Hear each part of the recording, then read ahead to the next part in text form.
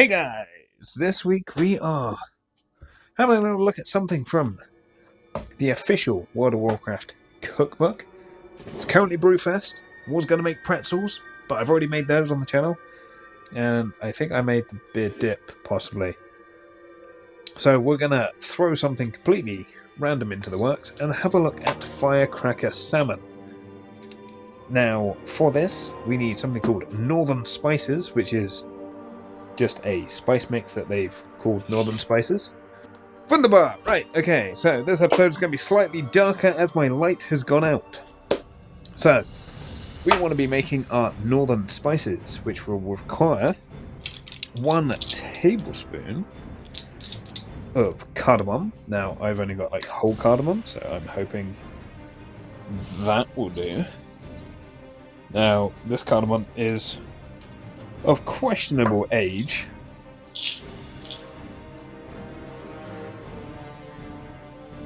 I'm trying to work out if I want to just put the rest in there. Let's get a little bit overkill on that, because then that just finishes off that, and it gives me an excuse to buy new spices.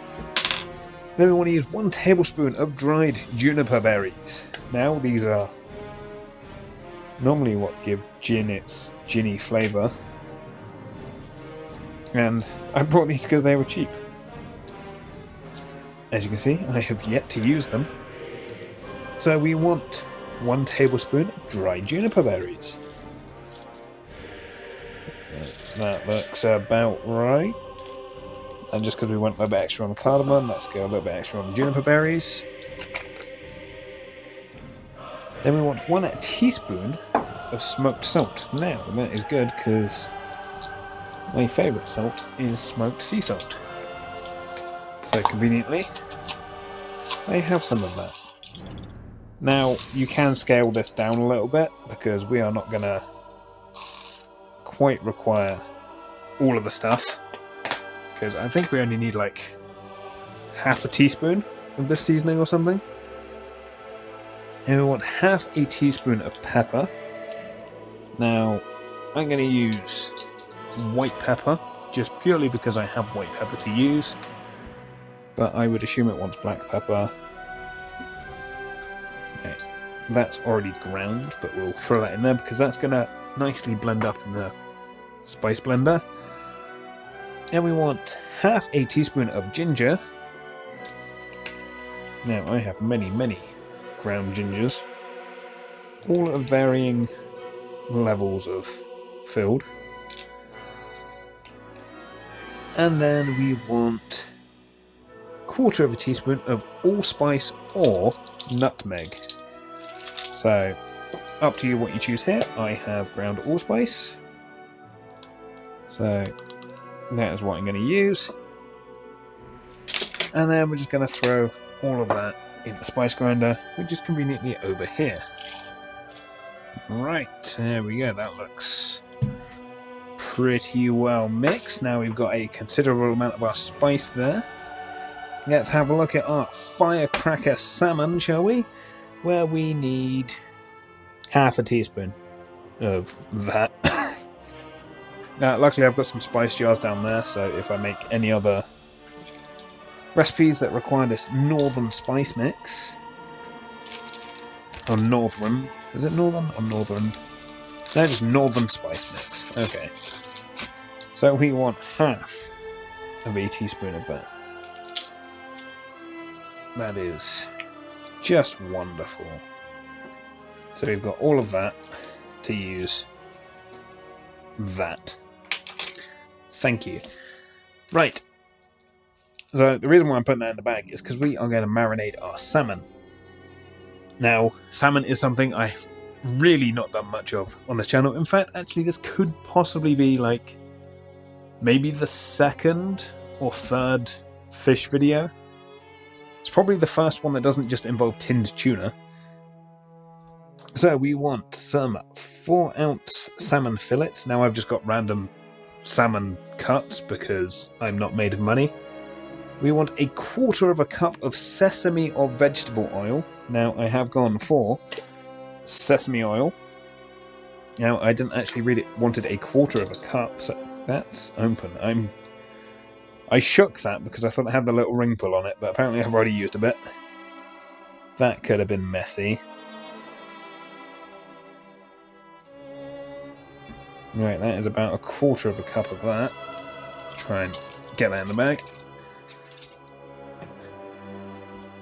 So that is our oil. Then we want 2 tablespoons of soy sauce. So we want, that is a tablespoon. We want 2 tablespoons of our soy sauce. That is 1. That is 2. Then we want 2 tablespoons of balsamic vinegar. So a nice fresh bottle of balsamic vinegar. I do love balsamic vinegar on my chips. Yeah, beats out malt by a little bit. A bit more bougie. Great in tomato soups. But Super Temper is over now. Sad times. Right, so 2 tablespoons of that. We want 2 teaspoons of brown sugar.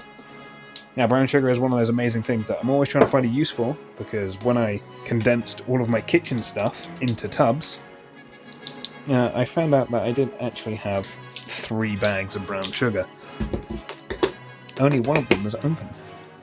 So right, we want 2 teaspoons of this.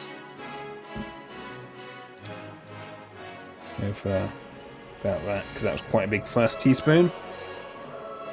Then we want 1/2 a teaspoon of Sriracha sauce and 1/2 a teaspoon of ground ginger.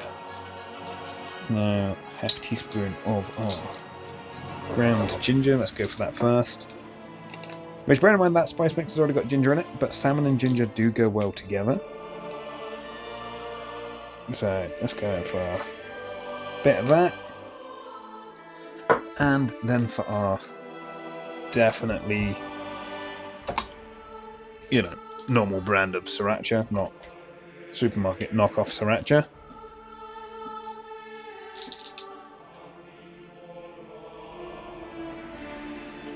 Now, bear in mind, this is Firecracker Salmon.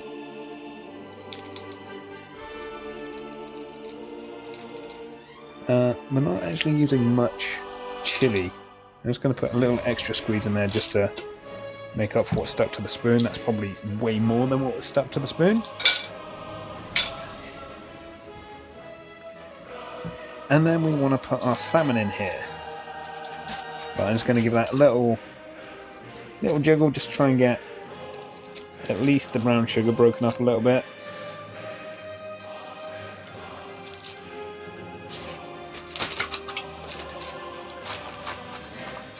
Then I'm going to split the bag. Don't worry, the stuff that's on there actually ran off the zip. So that is our marinade. Now, yep, combine all the ingredients in a Ziploc bag. Marinate the salmon in the mixture for at least an hour. So it is going to be a very late dinner tonight, but that is fine.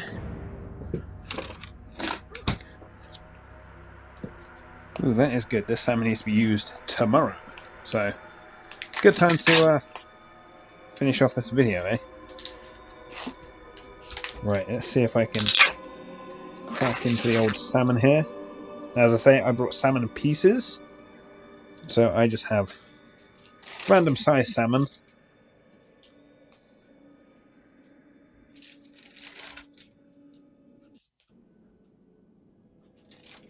But I'm sure anything I don't eat tonight, I can just freeze down. Put that there for now. Right, and then we have our salmon in our baggie.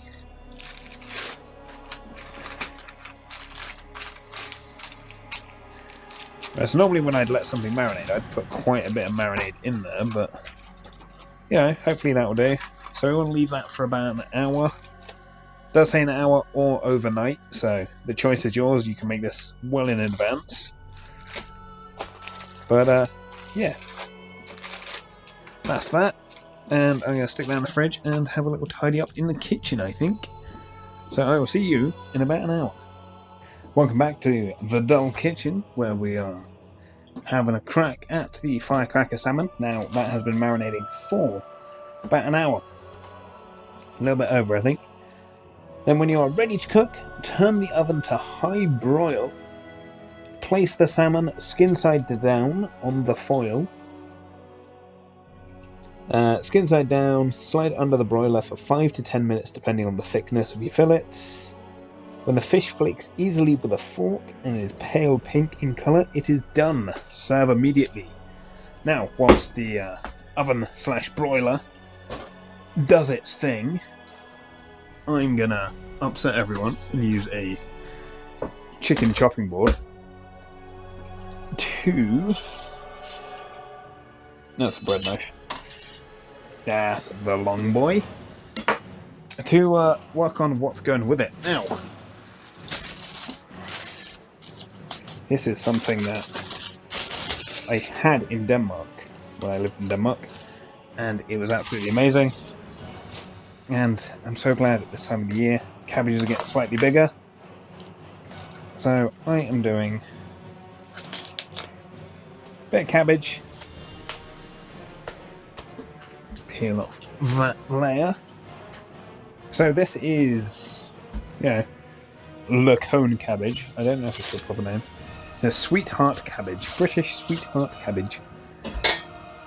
Now, what we like to do, or what was done in Denmark, was simply half it and then quarter it, which, it's pretty tough cabbage.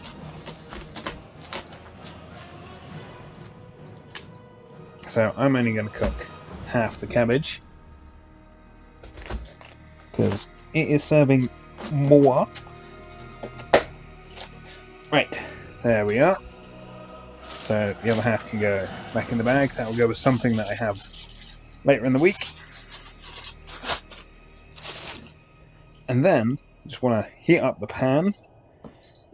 Still learning how this thing works.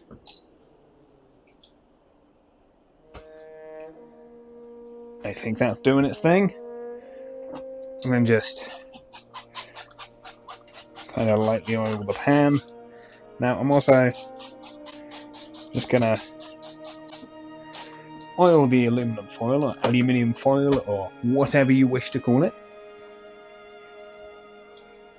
Right, is that? Yeah, I'm gonna turn that down to there. It's already getting nice and hot. The broiler is, I assume, broilering.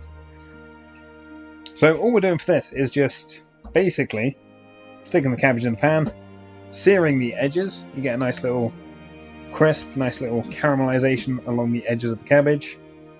Just remove any loose bits that are just going to drop in. And then that's all there is to it. Now, as someone that's not a big fan of just cooking veggies and having a big plate of veggies, this I am a big fan of. I don't know what it is. As a kid, trying to get me to eat cabbage, bleh, no. But crisp up the edges of the cabbage, pretty damn good. So that is a really nice thing that I've taken away from Denmark. Oh, yep, sorry, yep. So just trying to wobble it because I took a pan off it. I don't have my infrared thermometer because I was playing with Arthas with it. So I don't know how hot that is. But anyway, let's get the salmon out of the bag onto the sheets. Now, it does say 5 to 10 minutes. I'm going to say probably close to the 5, because these are quite thin chunks of salmon. There we are, beautiful. And then, I don't actually know how to tell if the broiler is hot enough. I guess we just stick the... I was going to say meat, but I suppose salmon under the broiler. I probably want to move the shelf up, to be fair. There's the oven gloves. I was wondering where they were. Now, do I want to wear it right up? I don't know.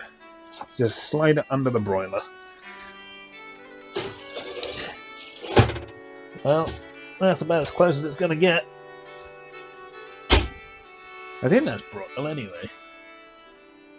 That might be. Who knows? We'll find out in 10 minutes if it's cooked or not. Right, and then as for the cabbage,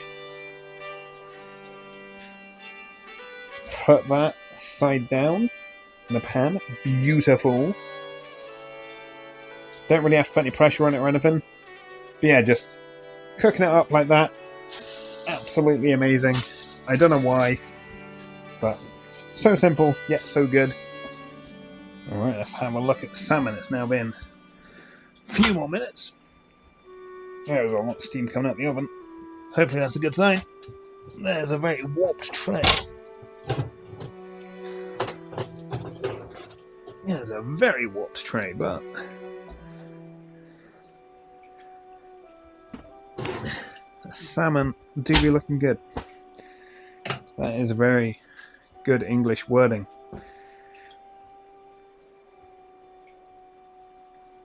Wonderful. Nice and crispy. See, now I kind of want to use this bit for a thumbnail in it. Oh, that does look pretty good. I like the char on the edge there. Wonderful. Nice bit of crisp. Check with this bit. Looks pretty good.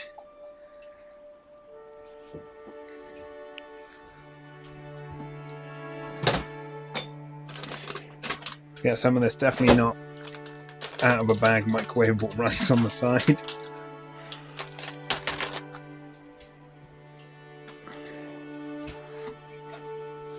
So just as a heads up, you know, it is alright to cook a nice bit of salmon, following a nice recipe, and then just cheating and using microwavable rice. There's no shame in that. Not in my eyes. Could have at least broken it up a little bit. There we go. And then let's get a nice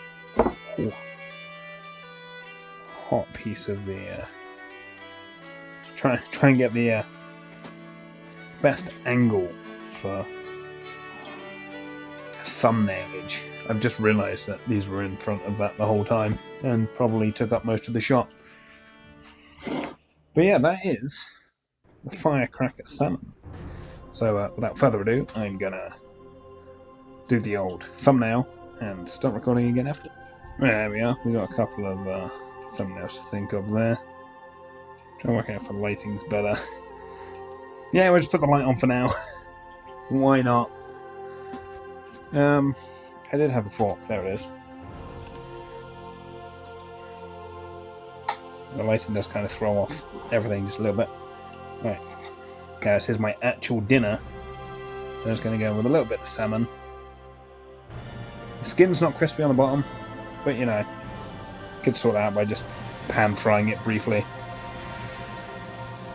Do like a reverse sear.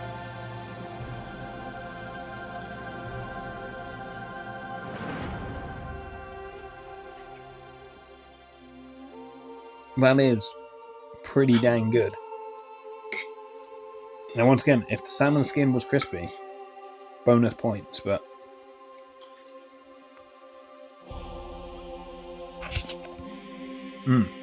that's very good. As you can probably tell on the channel, I don't eat salmon very often. I love salmon, I love fish, but Charlotte is not a big fish eater.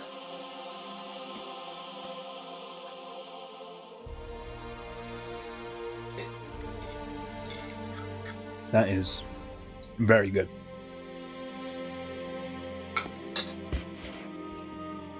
As a side note, I would definitely recommend marinating that in sesame oil instead of vegetable oil, because you can really taste the sesame oil.